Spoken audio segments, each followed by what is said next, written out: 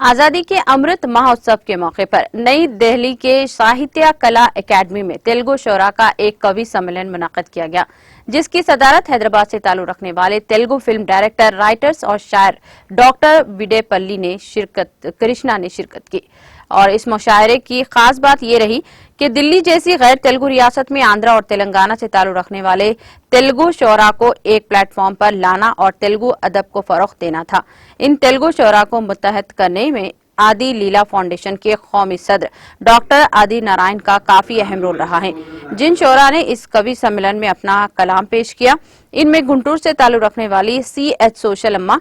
हैदराबाद और दीगर इलाकों से ताल्लुक रखने वाले लाइन के वेंकट स्वामी नायडू, के Vimala Rani, K Prabhakar, professor Upendra Rao, professor Nageswara Rao, professor Nagarajachari, Matridev Sant Singh